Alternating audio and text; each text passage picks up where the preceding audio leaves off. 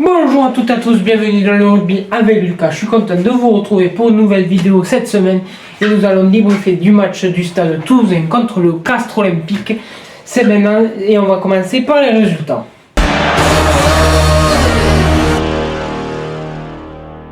Les résultats de ce week-end top 14 avec le Stade Toulousain qui a gagné 33-6 face au Castres Olympique.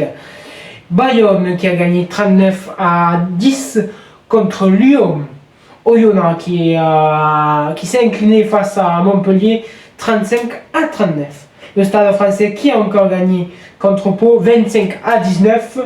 Toulon qui a écrasé Perpignan 44-22. Bordeaux qui a largement dominé le Racing 21-5. Et La Rochelle qui a écrasé Clermont 42-3.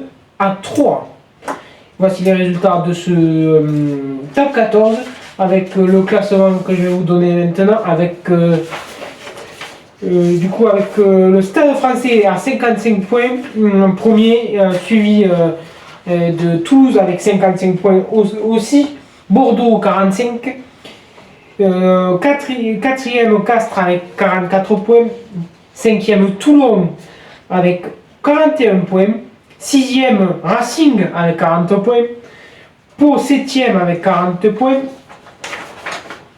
La Rochelle 8e avec 40 points aussi, Bayonne 9e avec 38 points, 10e Clermont 36 points, 11e Lyon avec 33 points, 12e Montpellier avec 33 points aussi, 13e Perpignan 31 points et les bons derniers Oyonnax avec 23 points.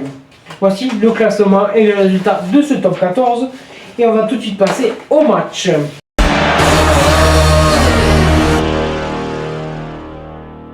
Comme vous le savez, chaque semaine je vous fais un débrief de match et cette semaine je vais vous débriefer le match du Stade Toulousain face à Castres, le derby.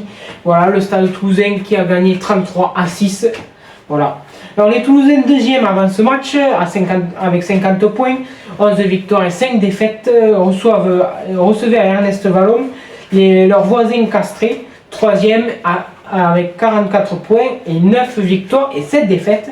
Une rencontre capitale pour la course aux phases finales, notamment pour les rouges et noirs qui en cas de succès pouvaient rêver plus grand avec une qualification directe pour les phases finales.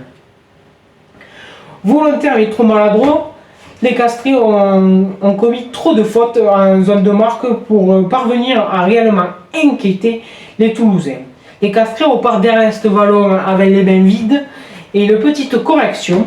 Voilà, plus précis et plus réaliste que les Tarnais, les hommes du Gomola enchaînent une 6e victoire consécutive. Voilà. Les Toulousains qui étaient dominateurs en touche, voilà, avec pas moins de 18 touches gagnées. Avec pas moins de 14 touches gagnées, désolé. Voilà. En mêlée, c'était pas ça, voilà. Voilà, en mêlée, ça va.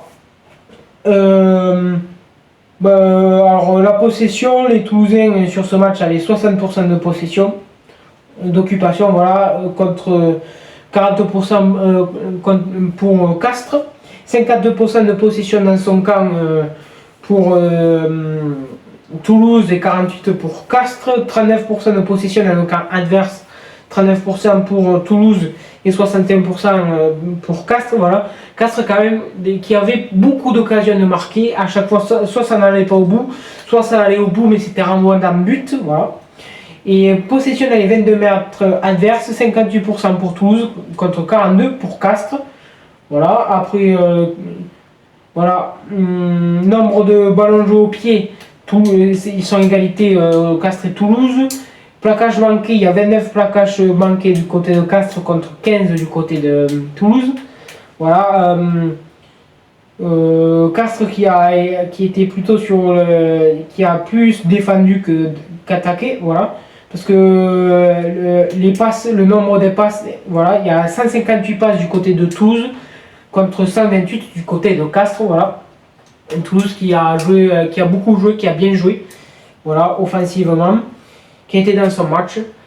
Et voilà. Alors je vais vous laisser avec avec quelques essais toulousains.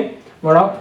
Et après, on se retrouve pour les infos. C'est parti. Pour le Castres Olympique. Deux équipes en forme. Et Toulouse, à son habitude, commence les matchs pieds au plancher. Et s'ils cherchent des numéros 10 ou s'ils veulent en trouver, mais ils en ont trouvé un. Depuis les doublons extraordinaires, Juan Cruz Malia qui marque ce premier essai. Castres sont sur le reculoir. Et qui on va retrouver, qui refait son apparition, Emmanuel Meafou. Il va faire certainement du bien. C'est précis et c'est puissant. Joshua Brennan positionné Graou. Qu'est-ce qu'il va faire Graou? Il attend son soutien. Il a choisi la meilleure solution pour le doublé de Maïlia. Incroyable Malia. Dessus et derrière c'est la course de Castro Ferreira qui marque 7 essais. Ça fait 5 essais déjà à 0.